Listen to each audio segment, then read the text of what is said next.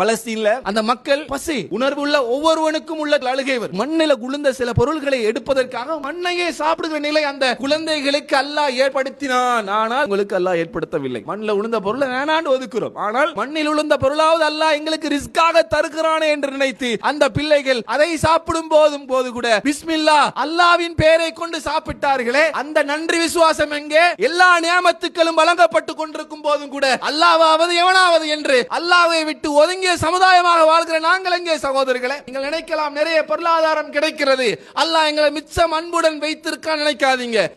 கிடைக்கத்தான் சோதனை. அல்லாஹ் குர்ஆன்ல சொல்றான், வல்லாதியாத்தி லபுஹா ஃபல்மூரியாத்தி கத்ஹா, யுத்தத்திலே தீப்பொறிகளை கிளப்பிக் கொண்டு அதிகாலை நேரத்திலே எதிரிகளுக்கு நடுவிலே போகிற அந்த பயங்கரமான போர் குதிரைகள் மீது சத்தியமாக சொல்கிறேன், இன்னல் இன்சான லிரப்பிஹி லகனூத், மனிதன் அல்லாஹ்வுக்கு ரப்புக்கு நன்றி கட்டவனாகவே இருக்கிறான். அப்படியான்னு கேட்டா நீங்களே ஓம்பீங்க. வ இன்னஹு அலா தாலிக லஷஹீத், அதற்கு அவனே சாட்சியாகவும் இருக்கிறான். வ இன்னஹு லிஹுப்பில் கைரி லஷதீத், அதிகமாக பொருளாதாரத்தை விரும்புவனாக இருக்கிறான். மறுமை குறித்தோ மறுமையில் வாழ வேண்டும் என்பதை குறித்தோ அவனுக்கு அக்கறை இல்லை. கல்லா பல் துஹிப்பூனல் ஆஜிலா வ ததரூனல் ஆகிரா, உலகத்தை விரும்புகிறான், ஆகிரத்தை வெறுக்கிறான். இப்படி இருக்கிற இந்த சமுதாயம் எப்படி சொர்க்கம் போகும் சகோதரர்களே?